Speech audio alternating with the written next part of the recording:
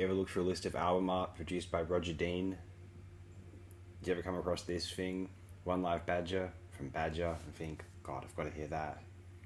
If so, you're probably a progressive rock nerd, like I happen to be at times. I love the soundscapes. I find it so rich and interesting. It grabs my attention from moment to moment. A lot of people find progressive rock boring. I find it holds me. I'll sooner be engaged with a progressive rock album than an album of just, 2 to 3 minute rock and roll songs, to be honest. Maybe it's because I was more raised in the era of electronic music, to be perfectly fair, and video game soundtracks. 1990s Donkey Kong Country, Rareware, David Wise, Nobuo Uematsu, all that prog rock inspired Final Fantasy boss battle music. You know how it is. Those are the games I liked. They were a bit older games when I was young, but those are the ones I played ports of them, and they were amazing. Anyway, emulator is also very accessible around this time. You will remember what the original Xbox was capable of. Onto Badger. What the hell is Badger? Badger, founded in 1972, disbanded in 74 from the UK. This is via Prog Archives, I'm reading this. As Peter Banks was ousted from Yes to make place for Steve Howe, Tony Kaye managed to produce his best effort yet in their following album, the Yes album, but also got the boot to be replaced by Rick Wakeman. As a natural reflex, Kaye and Banks regrouped and founded Flash that would record 3 albums, but obviously Kaye was not happy with the result and left before the second album to create Badger with drummer Roy Dyke, ex-Ashton, Gardner and Dyke. Sounds like a law firm, but so does ELP. A band worth investigating also. I'm not as familiar with Ashton, Gardner and Dyke. Maybe I ought to explore them indeed. Badger recorded their first album live, probably cheaper way to make an album, and developed an energetic prog reminding us of Yes, along with the obligatory Roger Dean out cover. By their second album, only Kaye and Dyke were left, and they were joined by pop soul singer Jackie Lomax for a very confused album where Jeff Beck makes a guest appearance and the band folded. Tony Kaye, who had been ousted from Yes, was reinvited into the group for the 80s and part of the 90s. This bio was by Hughes Chantrain from Belgium. I happen to agree. The second album, the studio album from Badger, it's not as strong. One Live Badger, I think, is a lot more interesting and enjoyable listen. It's very cliche prog. If you are not at all invested in progressive rock and you decide, I'll give this a spin, you'll hate it. If you are into progressive rock, it might even be too cliche for you.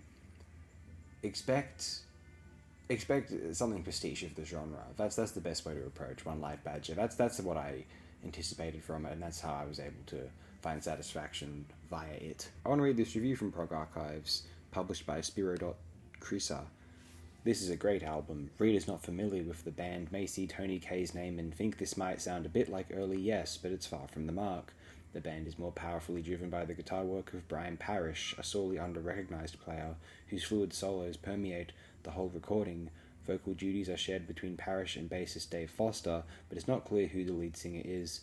What I can say is that they have a very strong and passionate vocal style with some hard rock soul references. The songs themselves are all wonderful and highly memorable, with big choruses and thickly layered chord structures. The intricate moments are punctuated with nice guitar, organ and synthesizer motifs. Check out the synthesizer solo on Fountain. The band storms home with a rousing version of On the Way Home, a heavy Christian-oriented song that does not repulse of its religious sentiments, but rather provides a stirring climax of emotions. The sound is a bit rough around the edges at times, but then again, so is Yes songs, recorded at the same venue and on the same night as the Badger CD. All in all, a superb live CD. Whatever became of Brian Parrish, I can't say.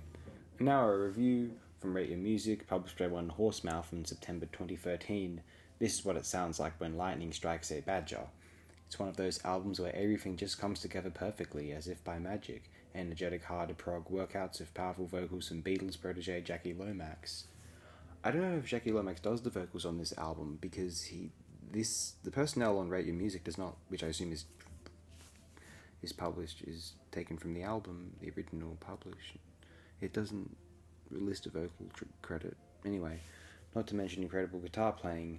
By the time Wheel of Fortune was over, I had to mop up my face because it had melted all over the floor. That was only the first damn track. Badger are best known for featuring Tony Kaye after he left Yes. They're much more down to earth than John Anderson and company, though. They play what I like to call everyman prog. Nice. Everything is topped off by Roger Dean's beautiful sleeve art. Sadly, things went a little wrong after this album. The group tried their hand at commercialism and lost their prog charm, and without Roger Dean on hand, this happened. Fun while it lasted, though. On This Happened, they've linked the studio album's art, which is, well, you can go see that for yourself if you want to have a view of that, go search 1974 Badger White Lady. It's a bit risque, maybe not uber safe for work. I'd like to share aloud now what I consider the most impressive and interesting of the Roger Dean album art. Mostly they correspond to pretty cool albums as well. I'll let you know the instance when they do not. Firstly, check out the album art for Ossie Bisa by Ossie Bisa, an album released in 1971 of what is considered Afro rock and jazz fusion. It's a pretty stirring listen as well. I've heard it at least once.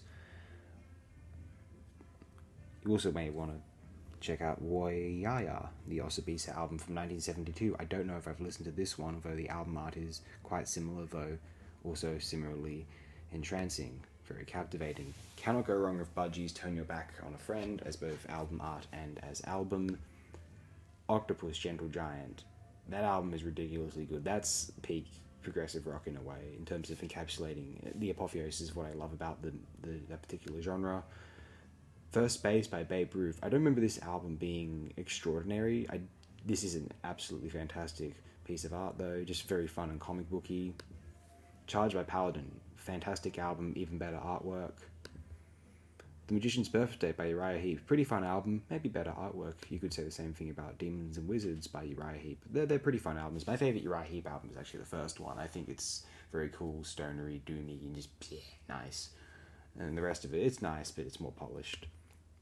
Staircase to the Day, Gravy Train. Good album, better artwork. Greenslade by Greenslade. You could say the same thing about that. You could definitely say, oh man, great artwork, but terrible album. I don't like this band. Astra by Asia. Dean did, I think, most of the Asia album art, and man, I didn't like that band at all, to be honest. And of course, the Yes album art.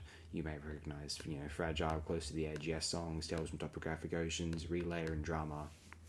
Very memorable and iconic stuff. And One Life Badger, I'm very glad it exists, if for no other reason than we get this beautiful Roger Dean art. The music's a lot of fun. I'm not going to return to it as much as some of the best albums which Roger Dean happened to compose art for, say the best works of Yes, or Gentle Giant, or that Charged by Paladin album, or certainly the Ossie Bisa albums are really good. The Budgie album is pretty kick-ass as well. Anyway, there's not much else to share about One Life Badger by Badger. Even if you suspect you will enjoy this album because you're a progressive rock fan, don't expect to hear anything innovative or original. Expect cliches and familiarity. Actually, maybe that's all you want. You might love this album in that case then.